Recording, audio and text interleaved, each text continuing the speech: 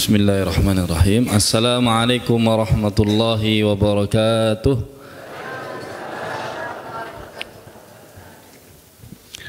Alhamdulillahi bi ni'matihi tatimmu shalihat wa bi afwihi tukfaru dzunub wassayiat wa bi karamihi tuqbalul ataya wal qurbat wa bi lutfihi tustarul uyub wazzallat.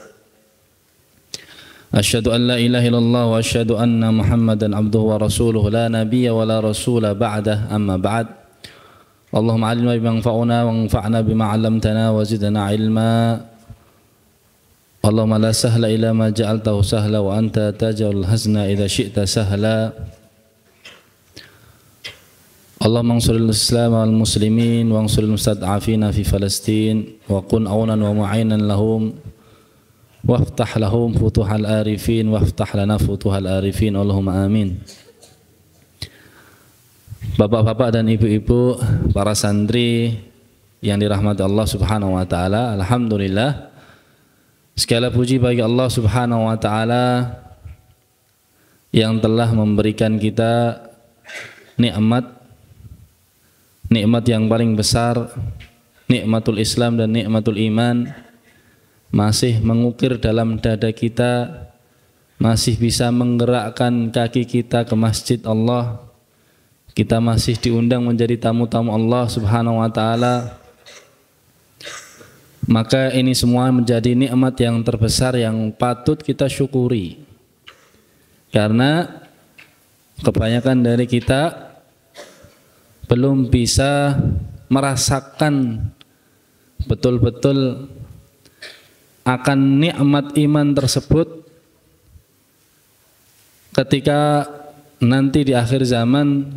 Rasulullah SAW katakan, sebagian hambaku atau dari kaum muslimin ada yang di pagi harinya dalam keadaan beriman dan sore harinya sudah kufur.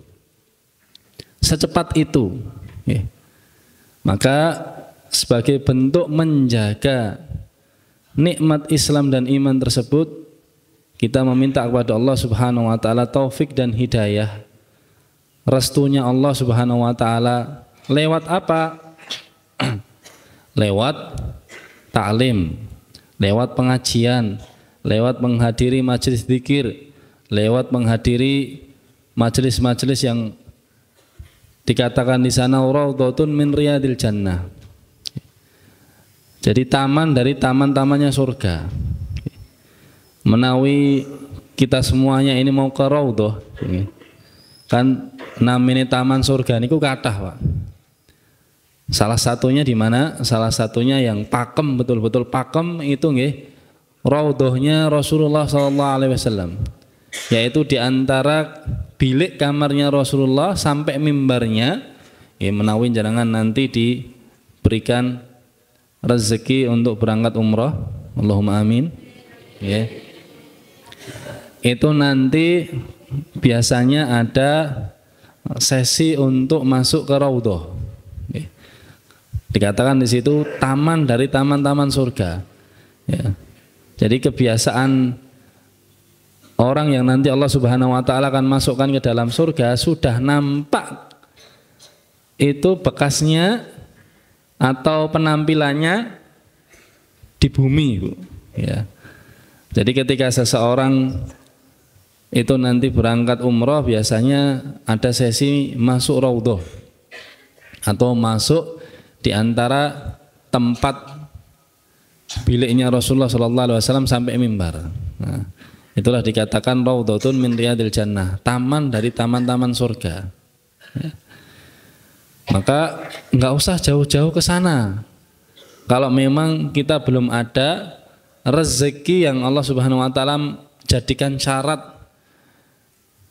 perjalanan seseorang untuk berangkat ke Mekah dan Madinah. Karena salah satu syaratnya adalah apa? Mampu. Yaitu mampu untuk mencari pembekalan dan lain-lain sehingga dia bisa sampai ke Mekah dan Madinah. Maka sebagai gantinya Rasulullah SAW pun juga memberikan motivasi seseorang untuk hadir di taman-taman surga. Di mana taman-taman itu dikatakan adalah di majelis-majelis zikir, di majelis ilmu. Jadi seseorang yang belum bisa berangkat ke raudhahnya Rasulullah yang ada di Madinah, maka dikatakan farta'u, bersegeralah untuk bergabung di taman-taman surganya yang ada di sekitar kalian. Apa itu? Ya majelis ilmu, majelis zikir. Ya tentu orang yang masuk di surga dunia atau taman surga dunia ya, akan dimudahkan oleh Allah Subhanahu wa taala pula dimasukkan ke taman surganya nanti di akhirat. Allahumma amin. Salawat dan salam terhatur kepada uswah kita, qudwah kita Nabi Muhammad sallallahu alaihi wasallam, kepada sahabat beliau, kepada tabi'in, tabi'ut tabi'in, siapapun yang mengikuti sunnah-sunnah beliau sampai hari kiamat. Beliaulah sosok yang kita rindukan, beliaulah pemimpin kaum muslimin, dan beliaulah yang berkata tidak sempurna keimanan seseorang sampai diriku, yaitu Nabi Muhammad SAW, itu lebih dia cintai daripada dirinya dan keluarganya. Ya.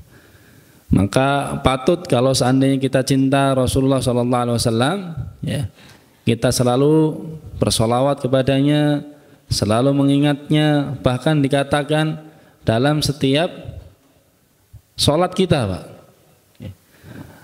Jadi dalam sholat kita ini kan enten bacaan tahiyat. Bacaan tahiyat itu awalnya at-tahiyatu lillah. Kemudian apa? Selanjutnya ada bacaan ucapan salam.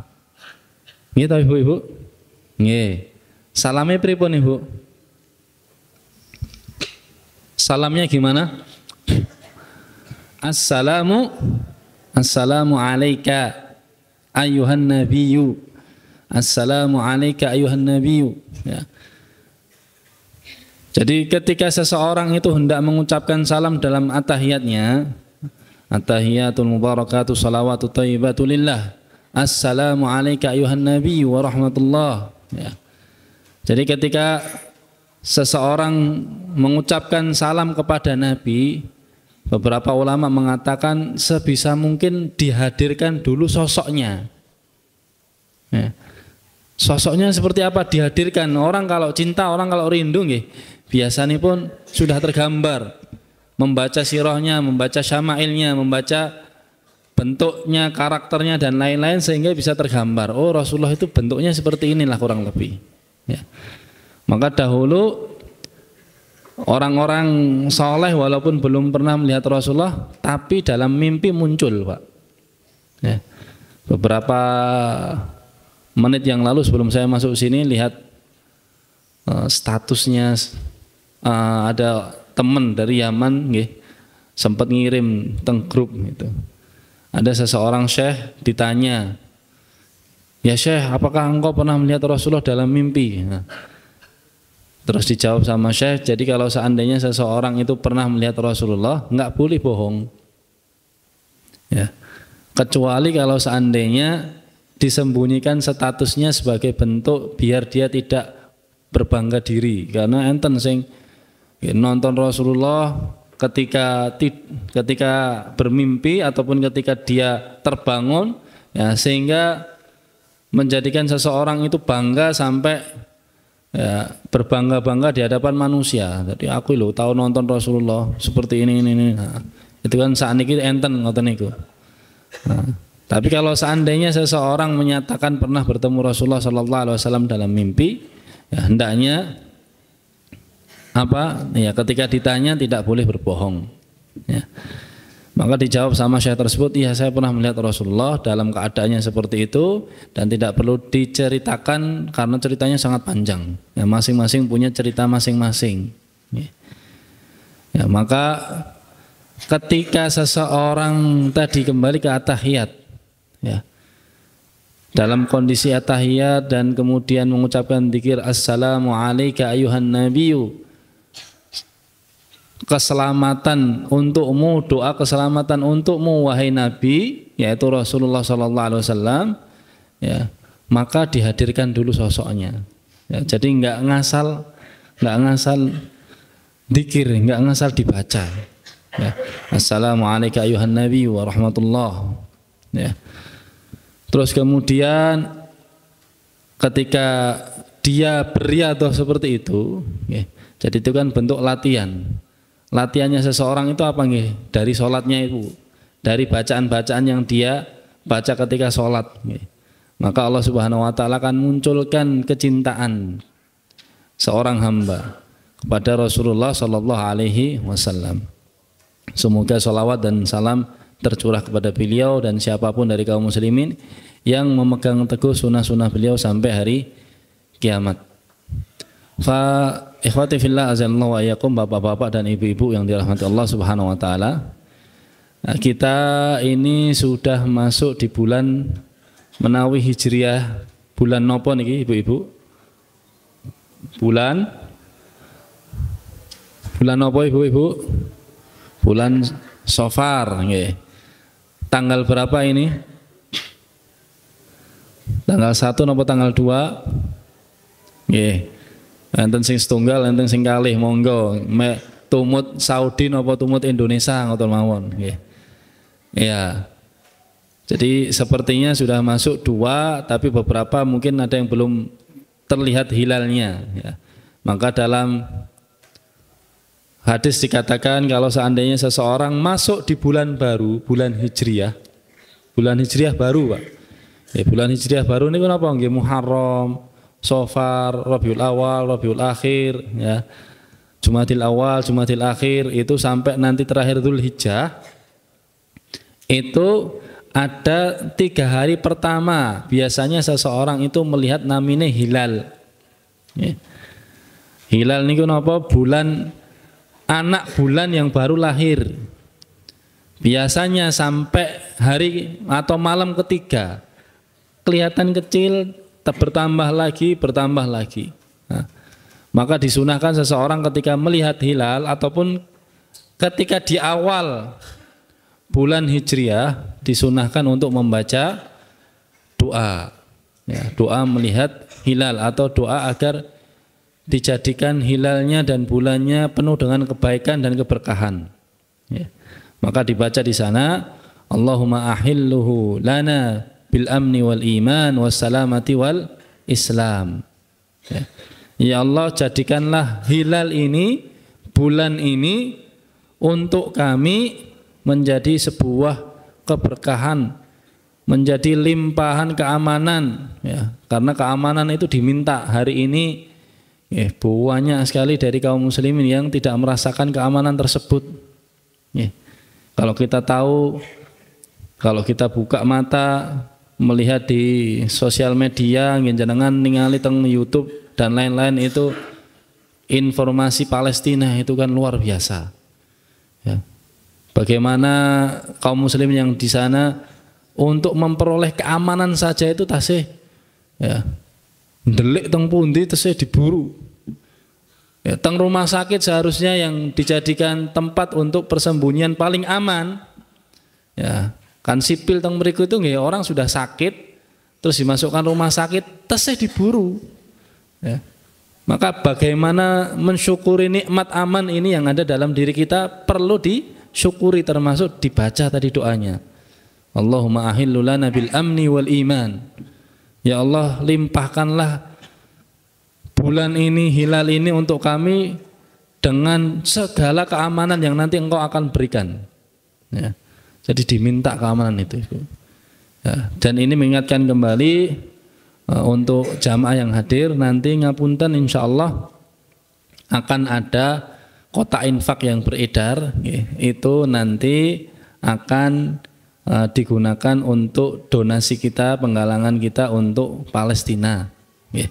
Jadi tidak kita akan ambil untuk operasional, nopo untuk dakwah, nopo untuk infak, tapi insya Allah kita akan donasikan untuk Palestina yang kita tahu hari ini luar biasa penderitaan mereka, ya, di mana-mana kelaparan, ya.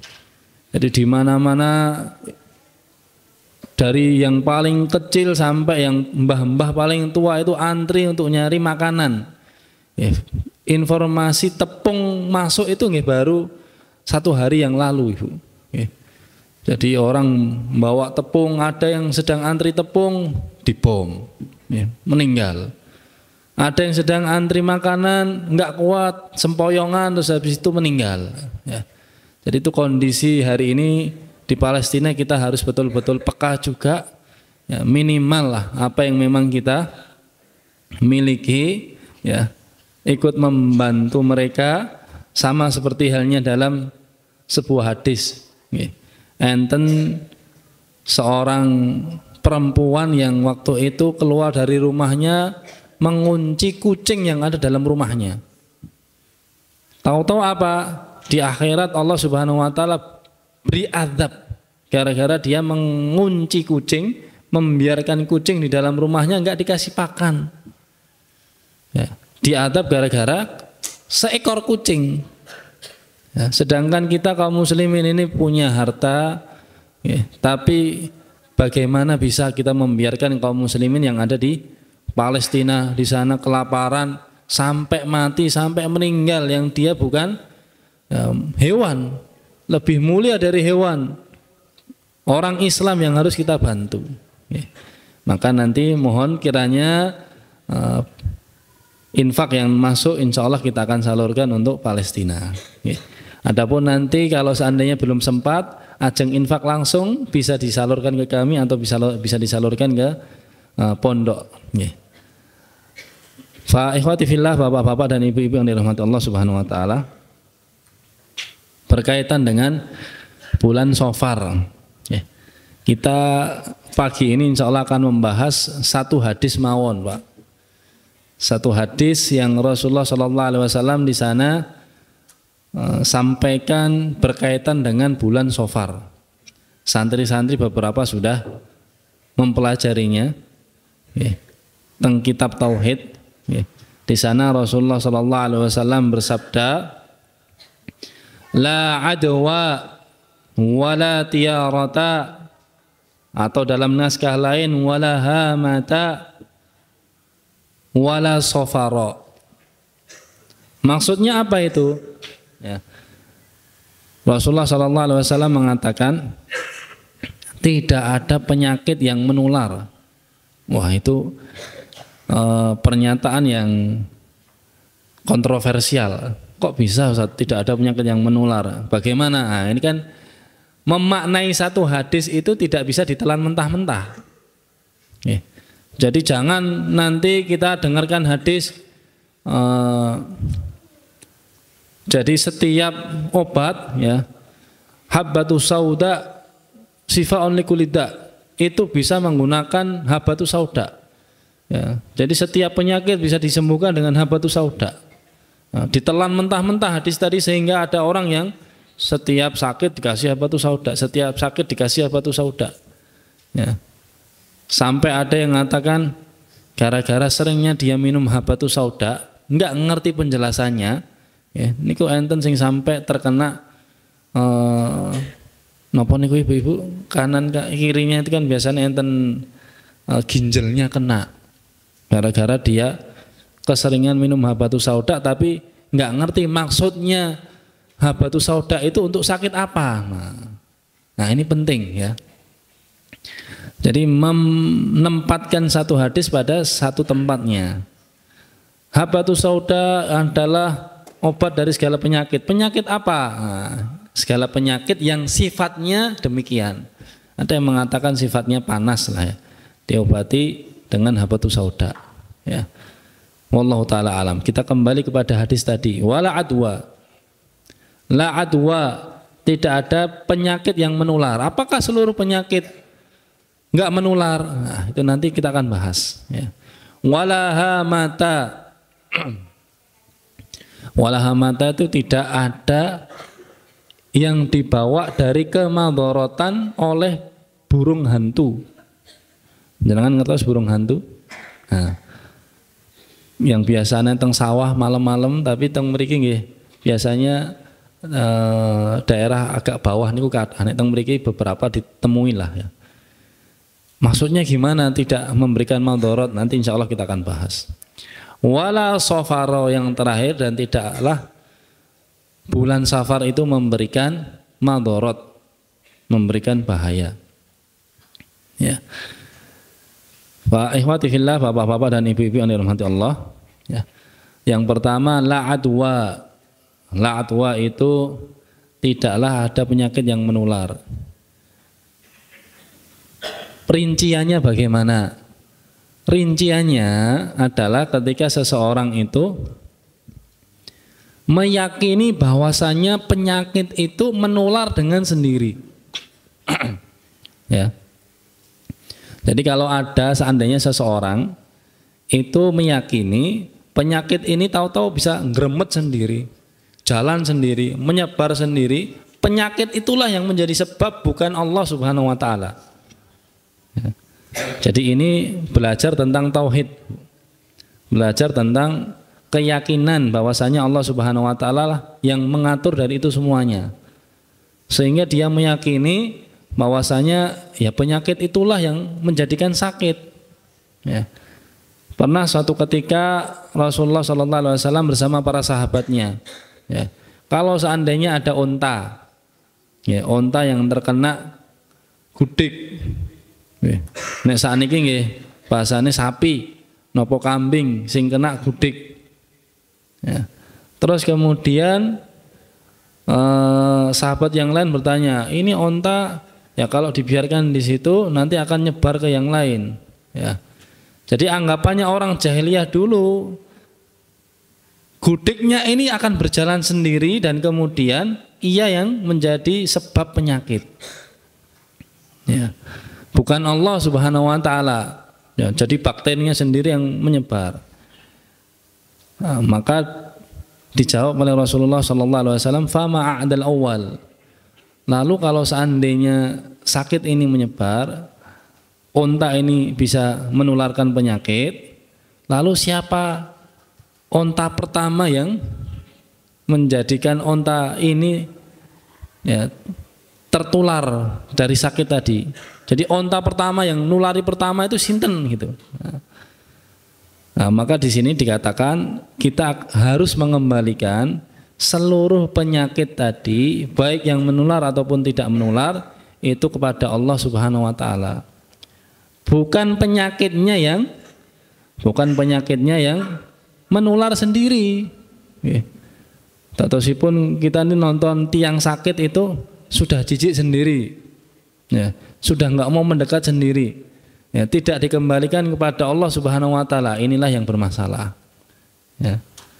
Maka bagaimana Rasulullah SAW memberikan tuntunannya dalam sebuah hadis, ya, hadisnya dhaif tapi mboten masalah kalau seandainya diamalkan karena memang ini hanya sekedar zikir.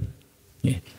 Suatu ketika Rasulullah SAW itu bertemu dengan orang yang terkena kusta. Jangan ngertos kusta, Ibu. Bapak-bapak ngertos sakit kusta? Sakit kusta niku sing kados gudik, kados panu tapi saged merotoli awake. Terus nek kena tangannya, jarinya tahu-tahu putul 1, putul 2, putul 3. Jadi merotoli ya, dan itu menular, penyakit kusta, penyakit lepra. Ya, kalau di daerah tropis, daerah Indonesia ini sepertinya jarang. Ya, walaupun tetap ada. Ya, tapi di daerah panas seperti Afrika, ya seperti beberapa bagian negara Arab itu kan panas, itu enten sakit itu. Ya. Maka Rasulullah SAW pernah bertemu dengan seseorang yang sakit kusta. Ya. Lalu di tangannya orang yang sakit kusta tadi diambil oleh Rasulullah SAW dan kemudian dibawa oleh Rasulullah untuk makan bareng. Nih. Jadi kalau orang Arab dahulu niku sampun buat hidangan, sampun buat jamuan, itu siapapun yang hadir di situ harus diajak makan. Itu kebudayanya sampai hari ini masih ada. Ya. Maka dahulu Rasulullah SAW itu pernah ditamoni orang yang kena tadi kusta, sehingga diambillah tangan orang yang kena sakit kusta tadi dan kemudian diminta makan bersama Rasulullah SAW dalam satu nampan, dalam satu piring, sambil berdoa apa? Bismillahi, ya, Bismillahi, thiqatan billahi, wa tawakkulan alaih. Bismillahi, dengan nama Allah Subhanahu wa taala, thiqatan billah, percaya semuanya yang mendatangkan penyakit, yang mendatangkan sehat itu Allah Subhanahu wa taala. Ya, wa tawakkulan alaih, dan kemudian kita harus betul-betul bertawakal kepada Allah Subhanahu wa taala. Ya. Maka Rasulullah SAW pun makan bersama orang yang tadi kena sakit tapi tidak terkena apapun. Nah, ada yang mengatakan ya itu kan levelnya Nabi. Levelnya kita ini yang pilek loh, ketularan kok napa meneh nek sakit yang parah seperti itu. Dulu kita pernah rame ya, virus corona. Ya. Padahal kalau di zaman dulu itu ada yang lebih ngeri daripada corona. Nggih namanya wabah taun. Ya. Wabah taun itu wabah yang kalau seandainya satu hari kena, besoknya langsung meninggal. Ya. Jadi sehari namanya kena virus wabah taun, ya, namanya taun, itu jaraknya hanya satu hari, langsung meninggal. Nah, maka disinilah Rasulullah SAW mengajarkan bahwasanya seseorang itu harus betul-betul percaya dan tawakal kepada Allah Subhanahu wa taala yang memberikan manfaat dan memberikan madarat. Ya. Bapak-bapak dan ibu-ibu yang dirahmati Allah Subhanahu wa taala, ada beberapa pernyataan ya, terkait kesehatan ini. Kalau kita tahu ya, apakah seandainya ada orang yang sehat dan ada orang yang sakit dan sakitnya itu sakit yang menular, ya, apakah orang yang sehat ini betul-betul kita yakin dia tidak membawa virus? Ya. Jadi ini kan pernyataan yang sampai hari ini dokter pun juga mengatakan belum tentu. Ya. Jadi tiang sehat itu kalau seandainya berkunjung ke orang yang sakit, bisa jadi orang sehat ini yang membawa virus. Ya. Jadi terkadang orang yang komunikasi, ya, interaksi dengan orang yang sakit, tapi ternyata orang yang sehat ini membawa virus dan itu banyak. Ya. Jadi kalau dulu ada corona itu kan kenapa kok orang tasik sehat tapi ketika mau masuk rumah bajunya harus dibersihkan dulu, harus bawa cuci tangan dulu karena dianya sehat, antibodinya kuat. Tapi ternyata apa? Orang yang di rumah nggak kuat sehingga ketika dia membawa penyakit, ya, itu diminta untuk bersih diri dulu. Ya. Maka seperti halnya tadi la atwa. Jadi tidak ada penyakit yang menular melainkan Allah lah yang mentakdirkan bakteri tersebut berpindah, sakit tersebut ya bisa menular, itu semuanya kembali kepada ketetapan Allah Subhanahu wa taala. Ya. Untuk itu diminta setiap paginya kita ini minta sama Allah Subhanahu wa taala. Napa? Doa. Hasbiyallah, hasbiyallahu wa ni'mal wakil, atau dikatakan ya, hasbiyallahu alaihi tawakkaltu wa ilaihil masir. Jadi kecukup untuk Allah Subhanahu wa taala dan hanya kepadanya lah aku itu bertawakal dan kepadanya lah kita nanti kembali. Jadi diminta untuk dikuati, dibentengi dengan zikir pagi dan zikir petang. Wallahu taala alam. Selanjutnya yang kedua berkaitan dengan hal yang tadi, tidak memberikan madharat dan tidak memberikan manfaat. Rasulullah sallallahu alaihi wasallam mengatakan wala hamata. Ini penyakit sing sampun menular sudah selesai. Karena tadi kita sudah simpulkan kalau seandainya seseorang itu sakit ya jangan dekat-dekat. Kalau seandainya seseorang itu ya sehat, ia mengambil sebab biar tidak sakit. Ya. Bentuk ikhtiarnya dengan membaca doa, bentuk ikhtiar yang lain menjaga diri. Ya. Menjaga diri untuk tidak banyak interaksi. Ya. Adapun yang kedua wala tiarata atau wala hamata. Dan tidak ada burung yang bisa memberikan manfaat ataupun madharat. Maksudnya napa to niki? Nah, ini tradisi Jawa kita ini amat kental sekali dengan pembahasan ini, Bu. Jadi burung napa nggih? Manuk niku lho, Bu. Ya. Biasanya yang ada di masyarakat baik itu di Arab ataupun di Indonesia nggih burung gagak ya, ataupun yang lain namanya burung hantu tadi ya. Terus gimana kaitannya dengan akidah kita, dengan tauhid kita? Maka dikatakan di sana wala hamata, dan tidaklah burung hantu itu bisa memberikan manfaat dan madharat, karena orang dahulu dikatakan orang yang matinya buruk ataupun orang yang mati arwahnya, ruhnya itu ada di burung hantu ya. Jadi zaman jahiliyah sebelum Islam ya, itu orang-orang Arab jahiliyah itu sudah meyakini seperti itu. Nek enten tiyang kok mati arwahnya penasaran gentayangan, itu biasa nih ruhnya tesih teng burung hantu, mabur teng pundi-pundi teng ya, mencok teng mriku, mencok teng mriko.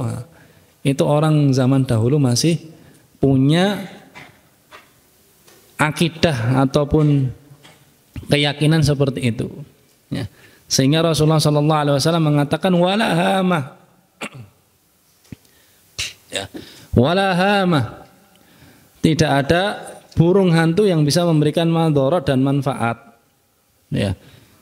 Karena zaman dulu beranggapan kalau seandainya burung hantu itu mencok ya, turun di salah satu rumah, maka dikatakan mesti wong ki ning jero omahe engko enek sing mati. Nah, dikatakan dalam riwayat lain burung gagak. Nah, kalau burung gagak ya, hinggap di salah satu rumah, anggapannya orang dahulu ya, itu dikatakan ini nanti di dalam rumahnya akan ada yang meninggal ya. Bahkan orang dulu itu punya titenane, Pak ya. Jadi di zaman Arab tuh nggih lebih Jawa daripada tiang Jawa ya. Primbonnya Arab lah bahasanya ya. Jadi orang dulu, orang Arab itu sampai niteni kalau burung gagak ataupun burung hantu ini bersuara, didengar suaranya. Berapa kali dia bersuara. Ya. Jadi nek bersuara 2 kali contoh ya. Jadi ini sebagai contoh di kitab ada. Wak wak napa nek burung hantu niku munine pripun, Pak? Nggih. Kukuk napa pripun lah ya. Itu 2 kali. Nah, itu maka pertanda baik. Nah, kalau seandainya 3 kali kuak kuak kuak, wah itu sampai dirungokke. Kok 3 kali berarti hati-hati. Nah, ini nanti akan ada kesialan di sini. Nah, untuk menghilangkan itu semuanya Rasulullah SAW ngendika wala tiyarata wala hamata. Jadi burung itu tidak memberikan manfaat, tidak memberikan madharat. Karena orang dulu pun juga apa? Orang dulu pun juga biasanya ketika mau safar, ya, ketika mau safar itu nentukannya pakai burung. Ya. Tumbas manuk, doro lah nopo nyari burung. Ya, kemudian setelah dapat burungnya itu diculke, Pak. diterbangkan nanti dititeni manuke niki mabur nganan apa mabur ngiwa. Nggih. Nek mabur nganan, wah ini berarti nanti kalau saya safar aman, kembali ke rumah dalam keadaan selamat. Ya. Itu kalau mabur ke kanan. Kalau seandainya diterbangkan tahu-tahu maburnya ke kiri, ya, maka apa? Oh, ini berarti saya nggak boleh untuk melakukan perjalanan, nggak boleh safar. Nek ngeyel biasanya enten cilokoni, ya. Biasanya nanti ada sesuatu yang menimpa orang yang ngeyel tadi, orang yang memberanikan diri sesuai dengan burung yang terbang ke arah kiri tadi. Nah, maka disitulah Rasulullah SAW mengendika wala tiarata. Jadi burung yang mencok di situ mau bersuara 2 kali, mau bersuara 3 kali, mau bersuara berapa kali, ya, ataupun burung yang terbang ke kanan atau terbang ke kiri itu tidak memberikan madharat dan tidak memberikan manfaat. Ya. Ya. Sekarang menawi bapak-bapak ngingu manuk, Pak. Oh, saya senang terkuku nih. Nah, terus meyakini itu memberikan keberuntungan. Nopo angsal? Pak ibu-ibu, enten sing griyane garwane melihara burung, nggih, burung napa mawon lah nggih, parkit nggih, lobet nggih. Napa? Nggih, dara napa derkuku enten? Enten nggih. Nah, apakah boleh meyakini burung tersebut memberikan keberuntungan? Kados tiang Cina enten patung kucing sing ngawi-ngawi niku lho, Pak. Nah, jadi dipasang patung kucing tadi ini sebagai Tuhannya atau dewanya yang seandainya dia ini dipasangkan di situ, meyakini dia ini memberikan rezeki. Ya. Ini kan keyakinan mereka, kita tidak mengusik, tapi sekarang kita ini orang Islam, nek melu-melu ngoten niku. Termasuk tadi burung. Nih. Pripun hukumi? Ya. Maka kembali kepada kaidah pertama tadi. Kalau seandainya burung yang kita rawat tadi, yang ada di masyarakat kita, lobet lah, jalak lah, napa mawon ya, itu meyakini burungnya itu yang bisa memberikan keberuntungan. Tadi manuke kudu ngene, sayape kudu sing jumlahe 15. Buntute niki harus dihitung, harus jumlahnya berapa, itu kan sampai enten titenane. Nah, ya, kalau enggak itu nanti enggak memberikan keberuntungan. Burung yang itu, nah, itu jelas tidak boleh, jelas jatuhnya kepada kesyirikan. Tapi kalau seandainya burung yang dia yakini ini memberikan keberuntungan yang datang dari Allah, apa? Ya, contoh ya dia ternak burung. Oh, dia ya nonton burung itu senang sehingga dia bisa bertafakur. Ya, bisa bertadabur akan ayat-ayat Allah Subhanahu wa taala. Ya. Ayat Allah Subhanahu wa taala itu kan banyak tanda-tanda kekuasaan Allah. Ya, enten gunung, enten tumbuhan, enten makhluk hidup, salah satunya dengan tadi merawat burung. Maka beberapa ulama fikih itu mengatakan merawat burung itu salah satu tujuannya adalah apa? Yang bisa memberikan keberuntungan adalah burung yang inas, ya, bisa melunakkan hati, bisa menghibur mata. Nah, nanti burung-burung yang bisa melunakkan hati, membuat hati itu menjadi lunak, senang, ya, itu boleh, Pak. Biasanya napa nggih? Burung yang banyak suaranya, burung yang mungkin warnanya indah lah, itulah burung yang dikatakan yang dibolehkan untuk dirawat. Nek burung mboten enten manfaate nggih, ampun dirawat. Nah, inilah dikatakan tadi, kalau seandainya seseorang kok ternyata pernah terjerumus pada keyakinan tersebut. Jadi enten tiang diomongi, oh ini karena neng omahmu dimencoki ini, ya, di rumahmu dihinggapi burung ini, ya, hati-hati. nanti akan ada seperti ini dan seperti itu. Lalu kemudian seseorang itu pernah jatuh pada keyakinan tersebut. Gimana? Nah, ini ternyata enten kafaroi. Ternyata enten penghapusnya, yang menghapuskan dari keyakinan-keyakinan yang buruk tadi, keyakinan-keyakinan yang menyimpang. Itu para sahabat berkata, kalau seandainya seseorang itu kok dihinggapi burung, kemudian burung tersebut bersuara di atas rumahnya ataupun di sisi rumahnya, maka hendaknya dia mengatakan doa Allahumma la tayra illa tayrak wa la khaira illa khairak. Ya. Monggo diwa sarang-sarang kajengin jangan hafal. Ya. Allahumma la tayra illa tayrak illa tayraka wala khaira illa khairaka. Ya Allah, tidak ada burung yang memberikan madarat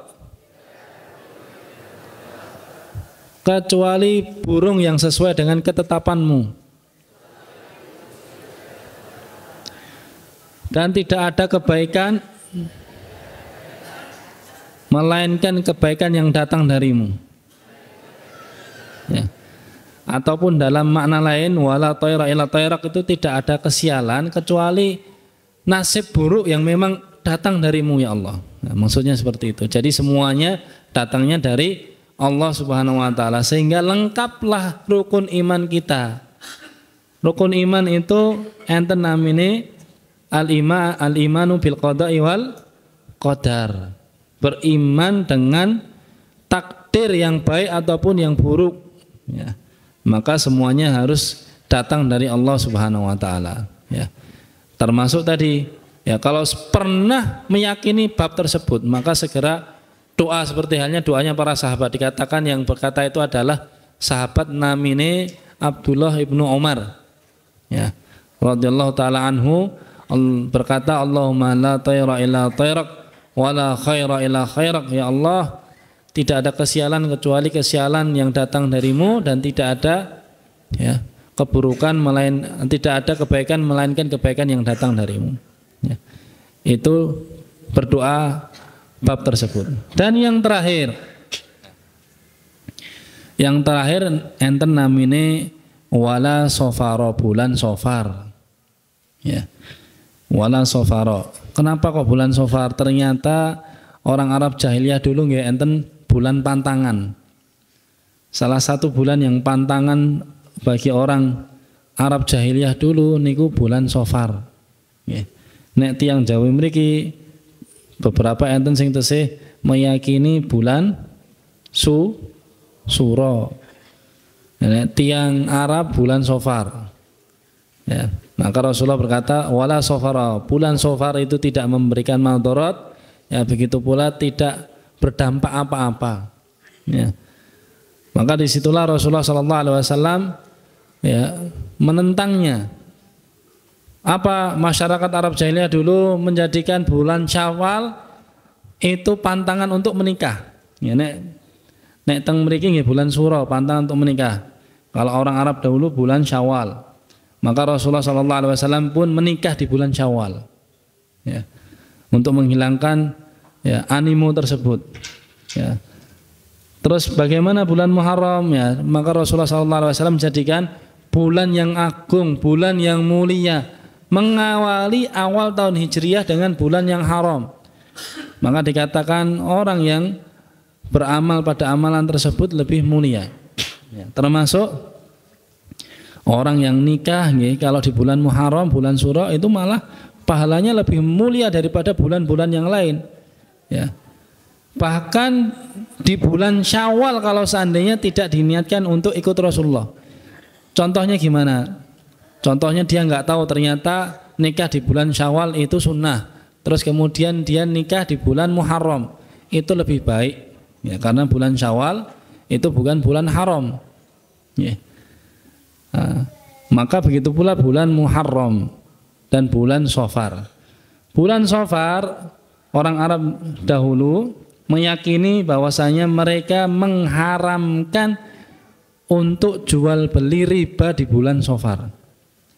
Jadi nek bulan Muharram itu membolehkan jual beli riba, ya, tapi nek masuk bulan Safar itu tidak berani. Ya. Karena apa enten pantangane, dadi nek ngeten iki mesti mengko rugi, ya, nanti nggak beruntung. Ya. Maka disitulah Rasulullah Sallallahu Alaihi Wasallam mengatakan wala safara, ya, bulan Safar itu tidak jadi masalah, nggak ada yang mencelakakan di bulan tersebut, ya. Apapun yang diperbuat di bulan Safar juga sama seperti halnya yang ada pada bulan-bulan yang lain, ya. Dikatakan pula bulan Safar ini bulan yang banyak sakit, ya, sakit kuning. Ada yang mengatakan ada ular, ya. Ada ular yang munculnya di bulan Safar. Niku tiang Arab nggih punya keyakinan seperti itu.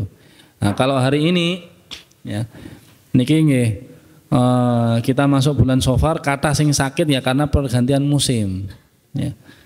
Maka tidak ada hubungannya dengan bulan Safar, wallahu taala alam. Lalu di situ Rasulullah sallallahu alaihi wasallam mengatakan innama syu'mu fit thalathah. Jadi kesialan itu ada pada 3 hal. Ya, tadi kan aman semuanya. Ya, penyakit ya penyakit aman lah minimal kalau kita tahu ya mengambil sebab yang baik biar tidak kena sakit tadi. Begitu pula ya tidak ada keburukan yang ada pada burung. Begitu pula tidak ada keburukan pada bulan Safar. Apakah ada kesialan? Maka Rasulullah SAW mengatakan enten. Ya, kesialan itu ada pada 3 hal. Ya. Apa itu? Dikatakan pertama, kesialan itu ada pada tunggangan. Ya. Ada tunggangan pada kuda, ada pada istri ataupun pada perempuan, dan yang terakhir ada pada rumah. Kok bisa seperti itu? Nah, para ulama mengatakan bagaimana tunggangan itu bisa membuat celaka. Dikatakan di sana kalau dulu kan tunggangan niku nggih, kalau tidak kuda ya unta atau keledai. Ya. Jadi tunggangan-tunggangan yang biasanya sering dipukuli itu membawa kesialan. Ya. Jadi kalau zaman dulu unta yang sering dipukuli itu membawa kesialan. Karena apa ya, nanti dia akan nakal, Pak. Ya. Begitu pula tunggangan yang tidak pernah digunakan untuk berangkat jihad fisabilillah. Ya. Jadi kalau hari ini nggih motor kok mboten pernah dijak nggo ngaji, tapi cuma untuk berangkat ke pasar malam mawon. Ya, berangkat ke pasar belonjo mawon, itu juga membawa kesialan. Maka dikatakan kalau seandainya seringkali motor, mobil itu kok ya tabrakan lah, ya serempetan lah, itu dikatakan mungkin baiknya ditinggalkan, dijual. Ini diambil dari atharnya Umar bin Khattab radhiyallahu taala anhu, berkata barang siapa yang pernah masuk pada perniagaan 3 kali kok mboten beruntung, maka hendaknya dia berubah, berganti profesi. Ya. Sama kalau seandainya ini mobil motor kok gaene tabrakan, ya, maka minta perlindungan sama Allah dengan doa tadi, Allahumma la tayra ila tayrak wala khaira ila khairak, jual. Karena dikhawatirkan nanti akan terus-terusan seperti itu. Begitu pula pada istri. Bagaimana istri itu bisa membawa kesialan? Ya, dikatakan istri yang membawa kesialan itu adalah badha'atul lisan. Badha'atul lisan itu istri yang lisannya terlalu atau ucapannya terlalu banyak, terlalu berani. Ya. Maka yang demikian adalah ya, istri yang membawa kesialan. Ya. Sidik-sidik dikomentari. Ya, ngomong gini jelek dikit, mbok ini dikomentari. Ya. Bahkan itu yang bisa membawa rumah tangga hancur. Maka dikatakan istri yang banyak bersyukur, ya, perempuan yang banyak bersyukur kepada Allah Subhanahu wa taala, yang seperti itulah yang membawa keberuntungan. Ya. Sama seperti halnya dulu Nabi Ibrahim ketika mengunjungi Nabi Ismail alaihissalam. Ya. Maka di situ dilihat istri yang pertamanya Nabi Ismail itu ya ketika dikunjungi oleh Nabi Ibrahim ditanya bagaimana keadaanmu, dijawab ya keadaanku seperti ini seperti itu, ya sulit, ya banyak ngeluh dan lain-lain. Maka diminta oleh Nabi Ibrahim untuk ya ini diceraikan saja. Ya. Maka begitu pula istri yang seperti itu. Pada kondisi lain, istri yang membawa kesialan itu dikatakan oleh ulama istri yang sudah tahu laki-laki lain selain suaminya. Nah, itu masalah itu.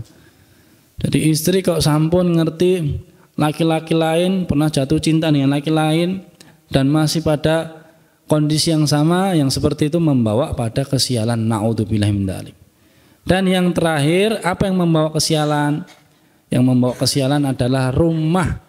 Maksudnya adalah rumah yang tidak pernah digunakan untuk membaca Al-Quran. Rumah yang tetangganya buruk. Rumah yang tetangganya buruk itu ndang pindah omah, Pak. Jadi kalau ngerti tetanggane, ya, setiap hari cuman buat masalah, setiap hari buat gaduh, setiap hari nyetale mengdandu terus setiap hari. Ya. Dari jam 7 pagi sampai jam 7 malam disetel seperti itu. Jenengan apa betah? Ya. Rumah yang sampingnya tetangganya ya minum khamr, minum minuman keras, jenengan apa betah? Ya. Maka yang seperti itu membawa pada kesialan. Ya, wallahu taala alam. Ya. Demikian insyaallah yang bisa kami sampaikan. Semoga apa yang sedikit ini bisa memberikan manfaat. Ya. Sebelum kami akhiri ada beberapa pertanyaan ini insyaallah sampun disiapke hadiah. Hadiah kemarin sudah ada door prize. Ya. Ya. Ini sebelum hadiah mungkin ibu-ibu yang ya ataupun yang pertama kali datang di majelis ya, dari ibu-ibu kali bapak-bapak ya. Siapa? Yang pertama kali datang di majelis angkat tangan. Nah, niki ibu sampun enten, bapak-bapak enten. Oh nggih. Langsung dibagi. Enten sotil, Pak, nggih.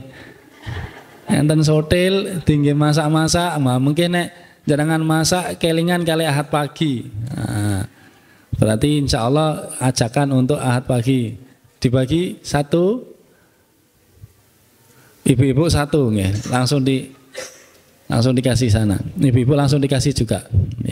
Nah, ini untuk hadiah pertama. Hadiah selanjutnya bagi yang bisa menjawab tadi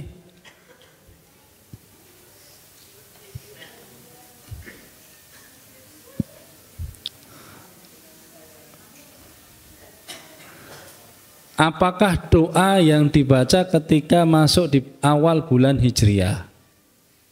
Bahasa Indonesianya mawon lah. Enten ibu-ibu.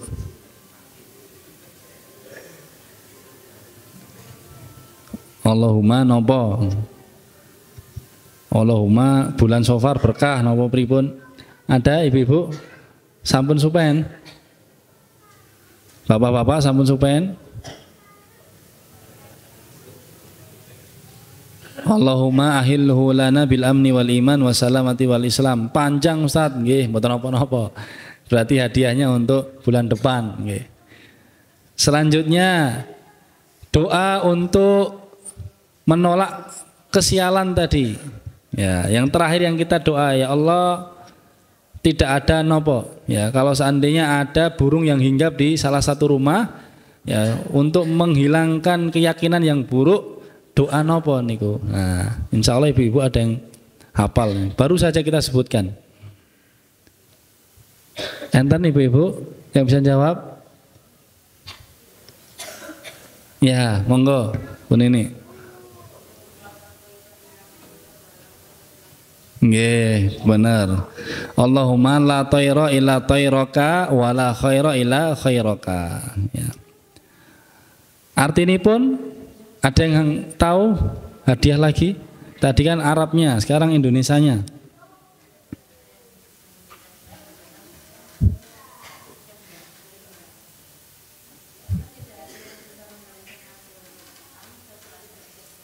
Nggih. Dan tidak memberikan. Yang kedua, dan tidak memberikan. Nggih. Ya Allah, tidak ada yang bisa memberikan kesialan, keburukan kecuali keburukan yang ada darimu, dan tidak ada kebaikan melainkan kebaikan yang ada padamu. Tamam. Nggih. Dikasih. Kemudian yang selanjutnya, kesialan itu enten 3, yang terakhir mau disebut Pak. Napa mawon? Monggo Bapak-bapak. Tunggangan, 2 istri, 3 rumah. Nggih. Yang bisa menyebutkan kenapa kok tunggangan motor mobil itu membawa kesialan? Kenging napa? Enten 2 wo. Sebut ki setunggal mawon mboten napa-napa. Kenapa kok mobil kalih motor niku kalau tidak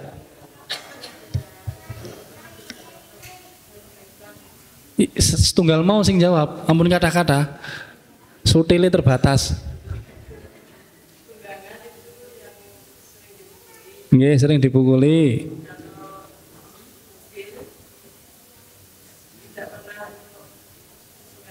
Nggih, tidak pernah digunakan untuk dakwah nopo fisabilillah, nggih, untuk di jalan Allah. Monggo. Kalau yang kedua pada istri, ya. Langsung bapak-bapak kok cepet ya ramai jawabnya. Di link mawon niku paling. Pripun niku istri bagaimana yang membawa kesialan tadi? Ada 2 juga. Sinten sing jawab? Pak. Monggo. Nggih, ampun diceraikan langsung. Saderenge diceraikan niku kenging napa? Nggih. Kenapa dia membawa kesialan? Nah. Napa Bapak? Oh, enggak dijawab. Jenengan nek lali mungkin bingung lho malah. Napa niki sing termasuk yang bersabar terhadap istri? Monggo ibu-ibu. Siapa angkat tangan dulu? Ya. Nggih, yang banyak bicara.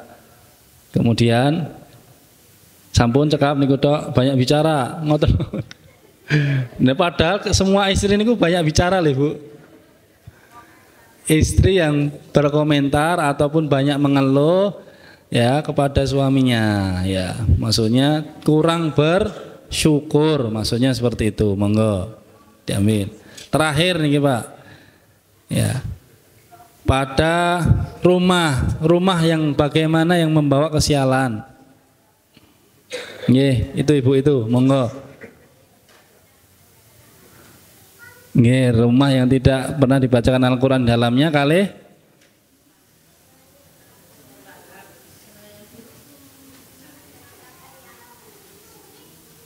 Nggih, kali tetangganya rumah yang tetangganya buruk. Nah, nggih, alhamdulillah cekap, insyaallah. Mohon maaf kalau seandainya ada yang salah dan kurang. Semoga Allah Subhanahu wa taala menjadikan amal soleh kita di pagi hari ini di bulan Shafar dan memenuhi bulan Shafar ini dengan keimanan, dengan keamanan, dengan keselamatan dan dengan Islam. Amin ya rabbal alamin. Sedikit pengumuman, nanti ibu-ibu yang mau bekam, yang mau aktivitas Tibun Nabawi, nanti ada di bagian belakang masjid ataupun di depan masjid, enten ruangan UKP, unit kesehatan pondok, ya. Insya Allah bisa di situ, ya. Tapi ini yang bertugas santri-santri ataupun santriwati, ya. Jadi nanti hanya bisa langsung tindakan medis, jadi nggak bisa untuk diagnosa. Tatosipun nek minta macam-macam belum bisa, nanti hanya bisa untuk bekam dan refleksi saja. Dan bapak-bapak insya Allah di bawah, niki alhamdulillah kemarin bagian Tibuna Bawi ini upgrade, ya, upgrade ilmu. Jadi mereka belajar ilmu baru namanya ilmu topung, totok punggung. Ya. Nanti kalau seandainya mau request, ya saya pengen ngerasake gimana totok punggung, bisa langsung nanti ke bawah, ya. Nah, insya Allah ilmu baru kajenge mboten lali niku santri-santri langsung bisa dipraktekkan. Ya. Kemarin dapat ilmu dari salah seorang tabib yang ada dari Solo. Alhamdulillah, jazakumullah khairan, barakallahu fikum. Wassalamualaikum warahmatullahi wabarakatuh.